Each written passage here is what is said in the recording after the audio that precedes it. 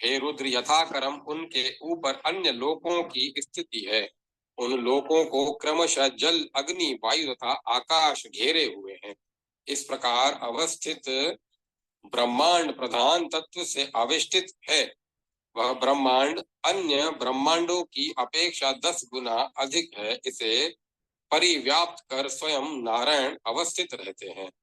अध्याय 56-57 समाप्त। जय माता सरस्वती। जय मां सरस्वती। भुवन कोश वर्णन में सूर्य तथा चंद्र आदि 9 ग्रहों के रथों का वर्णन।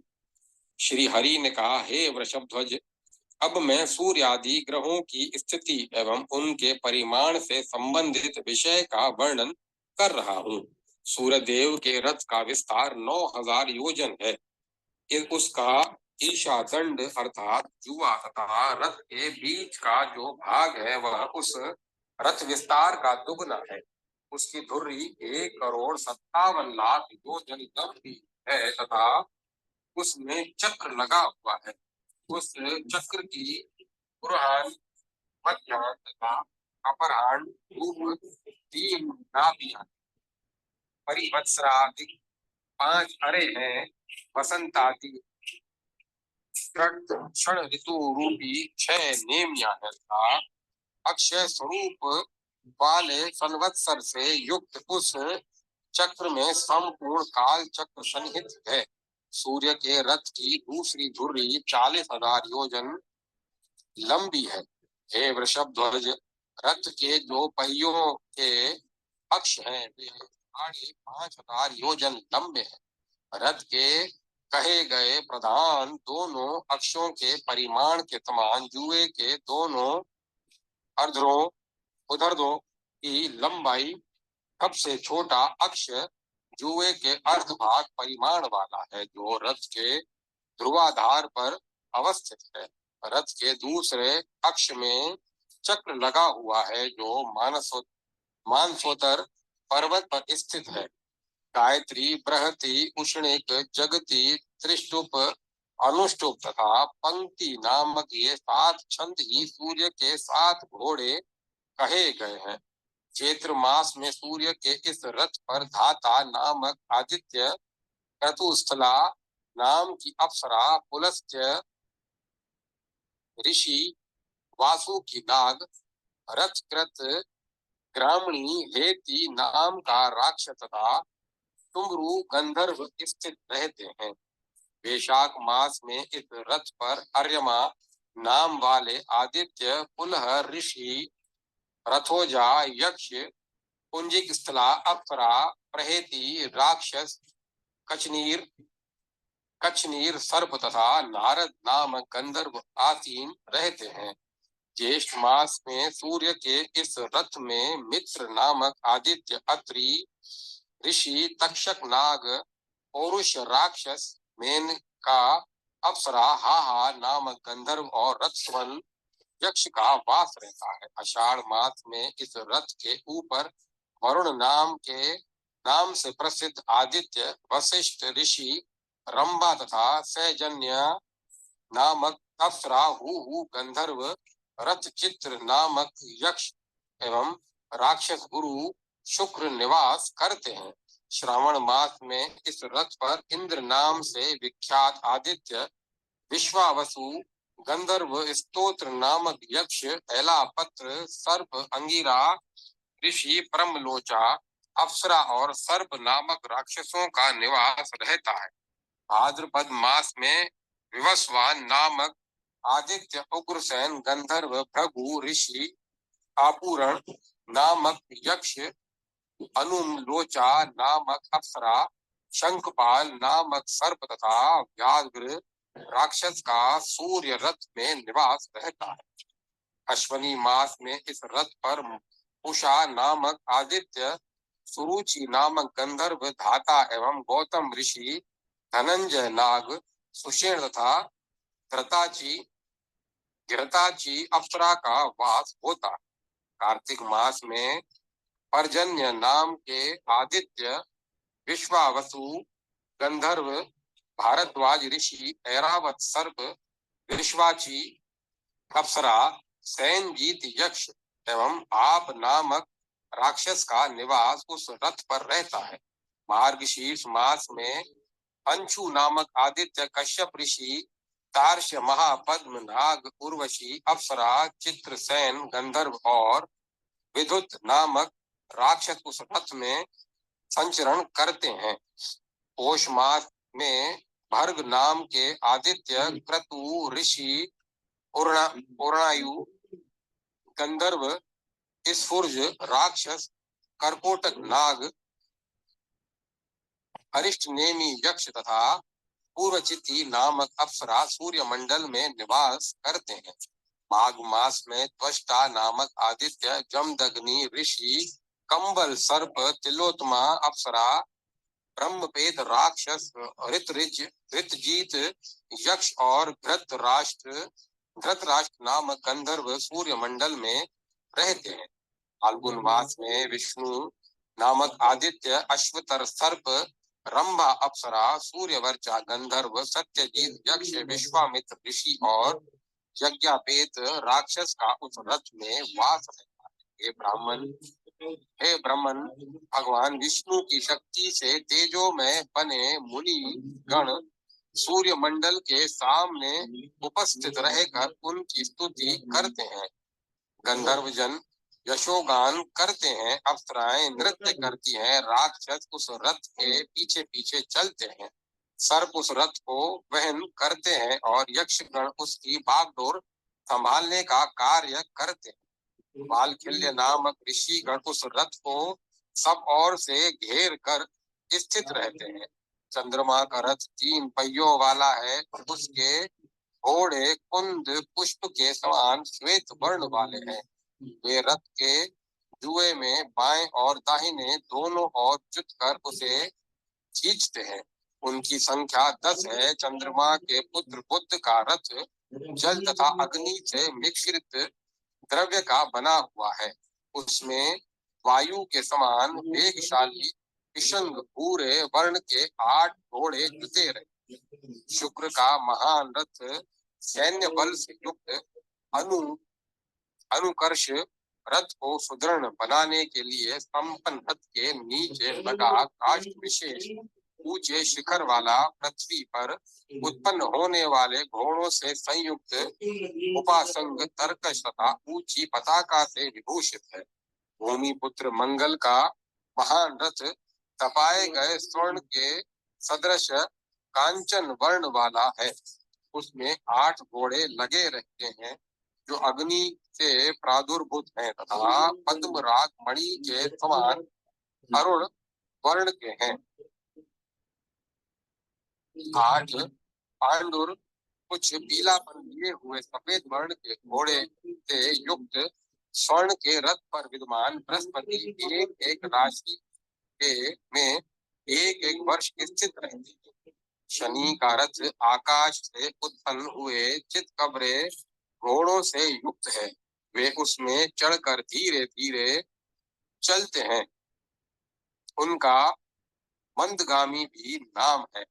स्वरभानु अर्थात राहु के रथ में 8 घोड़े हैं जो भ्रमर के सदृश काले। उसका रथ धूसर वर्ण का है। हे भूतेश शिव, उन घोड़ों का एक बार रथ में जोत दिए जाने पर वे निरंतर चलते रहे। इसी प्रकार केतु के रथ में भी वायु के समान वेग वाले 8 घोड़े हैं। उनके वर्णों की आभा भुआल से निकलने वाले धुएं के सदृश था। लक्षारथ की भांति अरुण रंग की है। हे शिव, इस प्रकार सूर्य चंद्रादि उपर्युक्त ग्रहों से युक्त द्वीप, नदी, पर्वत, समुद्र आदि से समन्वित समस्त भुवन मंडल भगवान विष्णु का विराट शरीर ही है। अध्याय 58 समाप्त। जय माता सरस्वती। जय मां सरस्वती।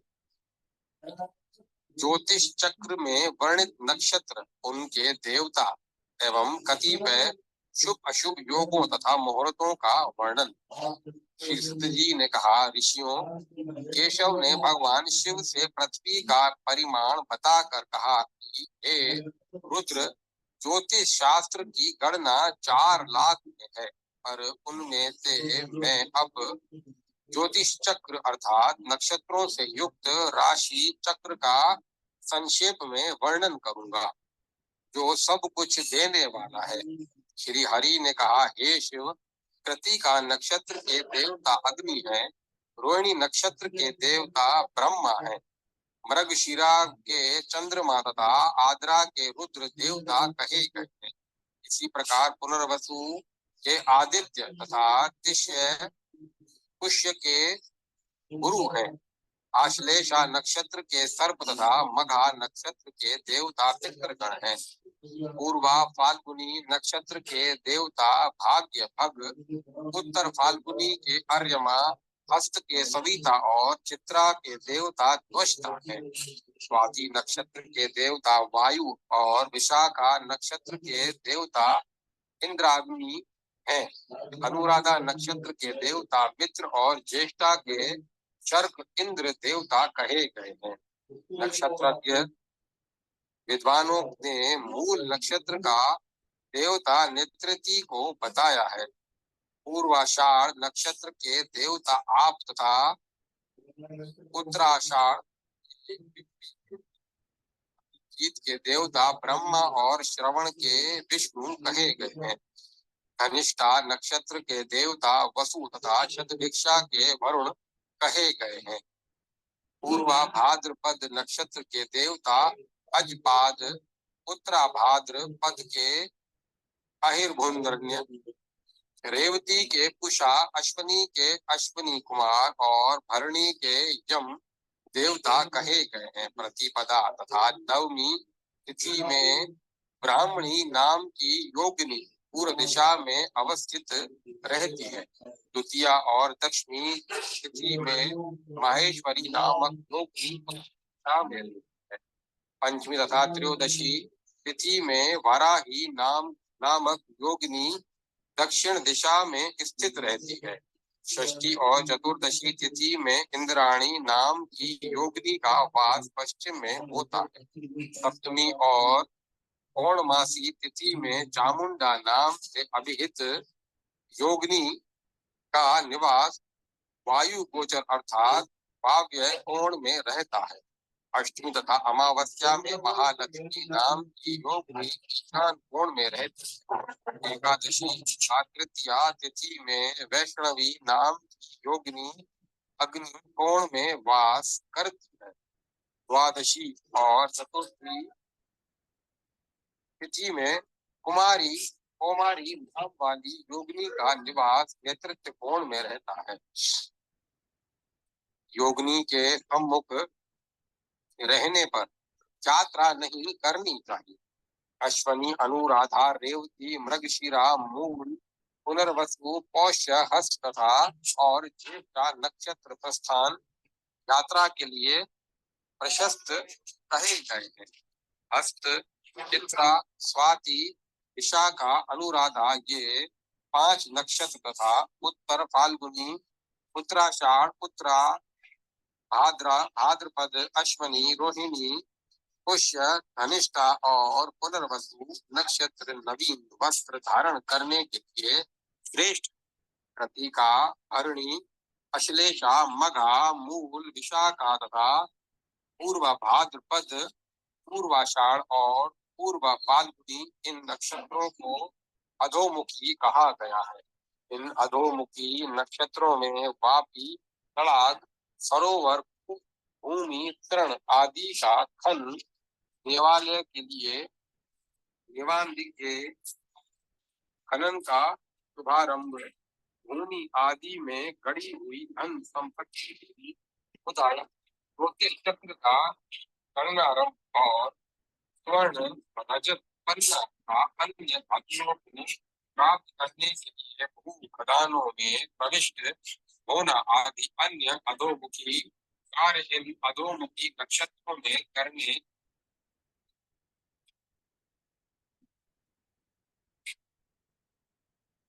नक्षत्रों में करने चाहिए। रेवती, अश्विनी, चित्रा, स्वाति, हस्त, पुनर्वसु, अनुराधा, मृगशिरा एवं ज्येष्ठा नक्षत्र पार्श्वमुखी है। इन पार्श्वमुखी नक्षत्रों में हाथी, ऊंट, अश्व, बैल तथा भैंसे को वश में करने का उपाय करना, अर्थात इनके नाक आदि के में छेद करके छल्ला या रस्सी डालने का कार्य करना, खेतों में बीज करना, गम नागवन, चक्र यंत्र, चरखी, चरसा, रट आदि यंत्र अथवा रथ एवं नौकादि का क्रय और निर्माण गुप्त पार्श्वमुखी नक्षत्रों में करना चाहिए और अन्य पार्श्व कार्यों को भी पार्श्व नक्षत्रों में करना। आद्रा, पुष्य, धनिष्ठा, उत्तरा फाल्गुनी, उत्तराषाढ़, उत्तरा भाद्रपद, शतभिष, वारुण तथा श्रवण ये 9 नक्षत्र विदर्भमुखी कहे गए। इन नक्षत्रों में राज्याभिषेक और पटबंध आदि शुभ कार्य करवाने चाहिए। उत्तरमुखी अर्थात अभ्युदय प्रदान करने वाले अन्य विशिष्ट कार्यों को भी इन नक्षत्रों में होता है। षष्ठी, अष्टमी, नवमी, द्वादशी, चतुर्दशी, अमावस्या, पूर्णिमा तिथि अशुभ होती है। इन तिथियों में शुभ कार्य नहीं करने चाहिए। कृष्ण पक्ष की प्रतिपदा तथा बुधवार से युक्त द्वितीया तिथि शुभ होती है। यदि भूमि पुत्र मंगल से युक्त तृतीया हो, शनिश्चर को चतुर्थी हो, गुरुवार को पंचमी पड़ रही हो, षष्ठी को मंगल या शुक्रवार हो तो वे तिथियां भी शुभ होती है। बुधवार को सप्तमी, मंगल तथा रविवार को अष्टमी, सोमवार को नवमी और गुरुवार को पड़ने वाली दशमी तिथि शुभ। एकादशी तिथि में गुरु तथा शुक्र होने पर बुधवार को द्वादशी तिथि पड़ने पर शुक्र तथा मंगलवार को त्रयोदशी और शनिवार को चतुर्दशी तिथि शुभ होती है। इसी प्रकार बृहस्पति को पूर्णिमा का होना भी शुभ होता है। द्वादशी तिथि रविवार, एकादशी, सोमवार, दशमी, मंगलवार, नवमी, बुधवार, अष्टमी, गुरुवार, सप्तमी, शुक्रवार और षष्ठी तिथि शनिवार से दग्ध होती है। ऐसे तिथि दग्ध योग में यात्रा आदि का शुभारंभ नहीं करना। नवमी, चतुर्दशी और अष्टमी तिथियों में यदि बुधवार का संयोग हो तो उस तिथि में प्रस्थान के विचार का दूर से ही परित्याग करना चाहिए। मेष और कर्क संक्रांति की षष्ठी, कन्या और मिथुन संक्रांति की अष्टमी, वृष तथा कुंभ संक्रांति की चतुर्थी, मकर और तुला संक्रांति की द्वादशी, वृश्चिक और सिंह संक्रांति की दशमी तथा धनु और मीन संक्रांति की चतुर्दशी ये तक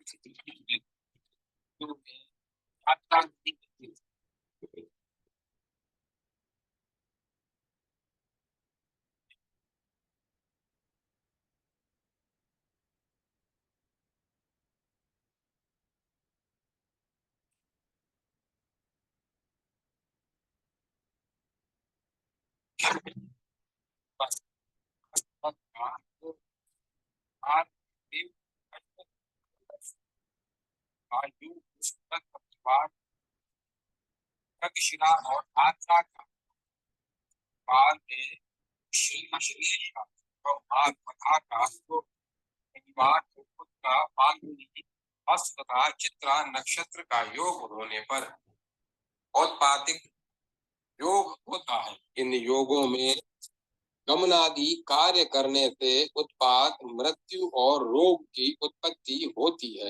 हे रुद्र, रविवार को मूल, सोमवार को श्रवण, मंगलवार को उत्तरा भाद्रपद, बुधवार को कृतिका, बृहस्पति के दिन पुनर्वसु, शुक्रवार को पूर्वा फाल्गुनी तथा शनिवार को स्वाति नक्षत्र हो तो अमृत योग होता है। ये सभी कार्यों को सिद्ध करने वाले हैं। विषकुंभ योग की 5 घटी, शूल योग की 7 घटी, गण तथा अति गण योग की 6 घटी, व्याघत और वज्र योग की 9 घटी एवं व्यतिपात परिग और वेधृति योग ये मृत्यु तुल्य कष्टदायी होती है। इनमें सभी कार्यों का परित्याग करना चाहिए। रविवार को हस्त, गुरु को पुष्य, बुधवार को अनुराधा नक्षत्र ये शुभ होते हैं। शनिवार को रोहिणी उत्तम और सोमवार को मृगशिरा नक्षत्र शुभ हैं। उसी प्रकार शुक्रवार को रेवती तथा मंगलवार को अश्वनी नक्षत्र शुभ फल देता है। इस प्रकार का योग होने पर सिद्धि योग बनता है। ये सिद्धि योग सभी प्रकार के दोषों का विनाश करने वाले होते हैं। हे वृषभध्वज, सोमवार को भरणी, सोमवार को चित्रा, मंगलवार को उत्तराषाढ़, बुधवार को धनिष्ठा, बृहस्पति को शतभिक्ष, शुक्रवार को रोहिणी और शनिवार को रेवती नक्षत्र होने पर विषय योग होता है। पुष्य, पुनर्वसु, रेवती, चित्रा, श्रवण, धनिष्ठा, हस्त, अश्वनी, मृगशिरा एवं शतभिक्ष नक्षत्र होने पर जात कर्म आदि संस्कार करने के लिए उत्तम माने गए हैं। हे शिव, विशाखा, उत्तरा फाल्गुनी, उत्तराषाढ़, उत्तरा भाद्रपद, मघा, आद्रा, भरणी, अश्लेषा और कृतिका नक्षत्र में यात्रा करने पर मृत्यु का भय रहता है। अध्याय 59 समाप्त। जय माता सरस्वती, जय मां सरस्वती, जय माता सरस्वती, जय मां सरस्वती। ग्रह दशा, यात्रा शकुन, छींक का फल और सूर्य चक्र आदि का निरूपण। श्री हरि ने कहा, हे शिव, अब मैं ग्रहों की महादशा का वर्णन कर रहा हूँ। सूर्य की दशा 6 वर्ष, चंद्र की दशा 15 वर्ष, मंगल की दशा 8 वर्ष, बुध की दशा 17 वर्ष, शनि की दशा 10 वर्ष, बृहस्पति की दशा 19 वर्ष, राहु की दशा 12 वर्ष तथा शुक्र की दशा 21 वर्ष रहती है। सूर्य की दशा दुख देने वाली होती है और उद्वेग को पैदा करती है तथा राजा का नाश करती है। चंद्र की दशा ऐश्वर्य देने वाली, सुख पैदा करने वाली तथा इष्ट मना अनुकूल अन्न देने वाली होती है। मंगल की दशा दुख देने वाली तथा राज्याधिक का विनाश करने वाली है। बुध की दशा दिव्य स्त्री का लाभ, राज्य प्राप्ति एवं कोश वृद्धि करने वाली है। शनि की दशा राज्य का नाश और बंधु बांधवों को कष्ट प्रदान करने वाली है। बृहस्पति की दशा राज्य लाभ और सुख समृद्धि तथा धर्म देने वाली है। राहु की दशा राज्य का नाश करती है, व्याधियों की प्राप्ति कराती है तथा दुख पैदा करती है। शुक्र की दशा में हाथी, घोड़ा, राज तथा स्त्री का लाभ होता है।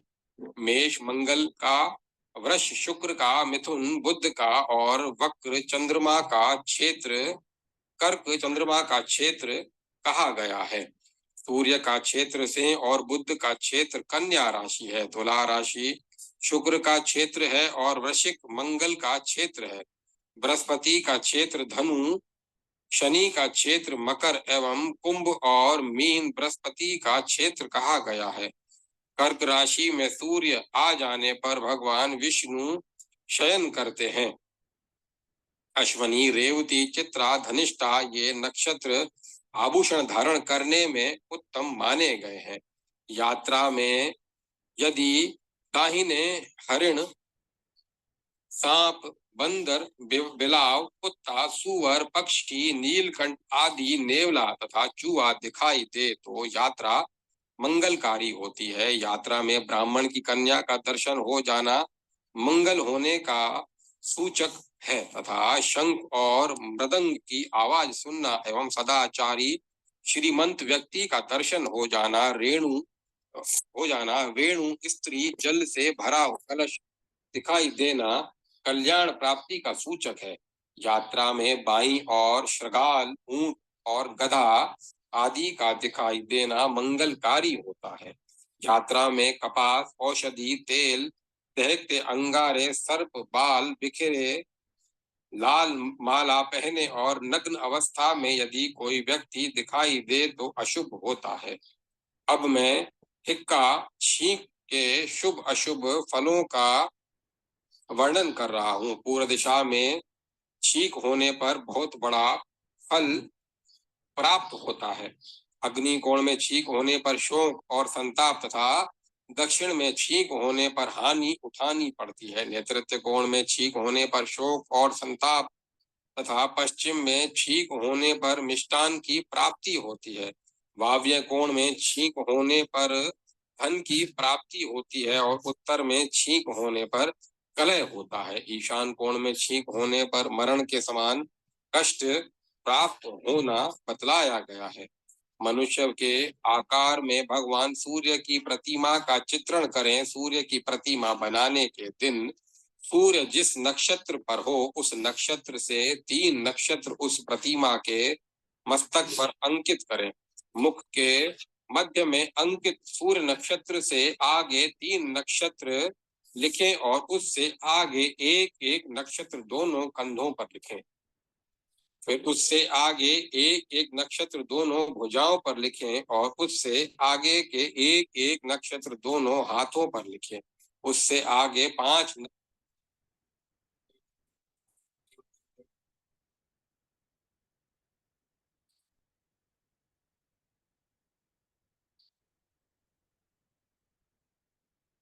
नक्षत्र हृदय प्रदेश पर लिखें तथा उससे आगे एक नक्षत्र नाभि मंडल पर लिखें।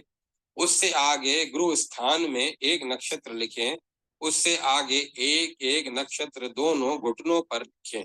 शेष नक्षत्र सूर्य के चरणों पर लिखें। सूर्य चक्र के चरणों में जातक का जन्म नक्षत्र पड़ता हो तो जातक अल्पायु होता है। वही नक्षत्र यदि घुटनों पर पड़ता है तो जातक विदेश यात्रा वाला होता है और यदि ग्रह स्थान पर पड़े तो पर स्त्री गामी होता है। नाभि स्थान पर पड़े तो थोड़े में ही प्रसन्न हो जाने वाला होता है। यदि हृदय स्थान में पड़ता है तो माहेश्वर होता है। यदि पाणी स्थान में पड़ता है तो चोर होता है। वही यदि भुजाओं पर पड़ता है तो उसका कहीं निश्चित स्थान नहीं रहता। यदि कंधों पर पड़ जाए तो वह धनपति कुबेर होता है। यदि मुख पर पड़ जाए तो मिष्टान प्राप्त करता रहता है और यदि मस्तक पर जातक नक्षत्र पड़ जाए तो जातक रेशम वस्त्रधारी होता है। अध्याय 60 समाप्त। जय माता सरस्वती। जय मां सरस्वती। ओम नमः शिवाय। ओम नमो नारायण। ओम नमो भगवते वासुदेवाय। ओम श्री लक्ष्मी नारायण नमः। ओम तत्सत। ओम तत्सत। ओम तत्सत। अब कथा को विराम दिया जाता है।